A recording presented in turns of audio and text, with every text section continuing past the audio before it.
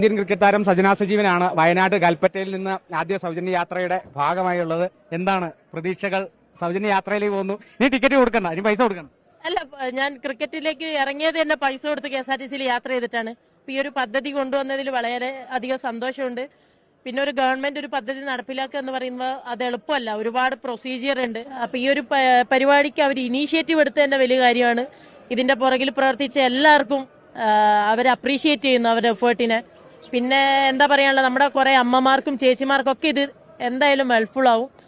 പിന്നെ എന്താ പറയാ, എനിക്ക് പറയാനുള്ളതെന്ന് വെച്ചാൽ നമുക്ക് സാമ്പത്തികമായിട്ട് മുന്നോക്കം നിൽക്കുന്ന ആൾക്കാർ, കൊടുക്കാൻ കാശുള്ളവർ പൈസ കൊടുത്തു തന്നെ പോകും. ഇത് അതിന് എന്താ പറയാ, ഒരു കാശ് പോലും ഇല്ലാതെ അത്രയും പുറകിലേക്ക് നിൽക്കുന്നവർക്കുള്ള സർവീസാണ്. അപ്പൊ ഇത് മുതലെടുക്കരുത്, അവര് ഇല്ലാത്തവര് യാത്ര ചെയ്തോട്ടെ.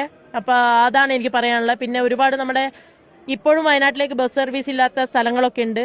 അവിടേക്കും കൂടെ ഈ ഒരു സർവീസ് ആണെങ്കിൽ നമ്മൾ ഒരുപാട് ആൾക്കാർക്ക് ഇതൊരു ഹെൽപ്ഫുൾ ആവും. അമ്മമാരൊക്കെ കുറച്ചധികം ലാഭിക്കും അല്ലേ ഇത് കാരണം? തീർച്ചയായും. ഇല്ല, അമ്മമാര് മന്ത്രി പറഞ്ഞ പോലെ നമ്മുടെ അമ്മമാരാണ് വീട്ടിലത്തെ എന്താ പറയാ നമ്മുടെ സാമ്പത്തികമൊക്കെ നോക്കുന്നത്. അപ്പൊ ഈ ഒരു കാശ് അവർക്ക് സേവ് ചെയ്യാൻ പറ്റിയാൽ ഒരുപാട് നല്ല കാര്യങ്ങൾ ആ കാശ് കൊണ്ട് അവര് ചിലപ്പോൾ അവരുടെ സ്വപ്നങ്ങൾ തന്നെ കൂട്ടി വെച്ചിട്ട് യാഥാർത്ഥ്യമാകാൻ വേണ്ടിയിട്ട് ഹെൽപ്പ് ആവും. അപ്പൊ ഭയങ്കര സന്തോഷമുണ്ട്.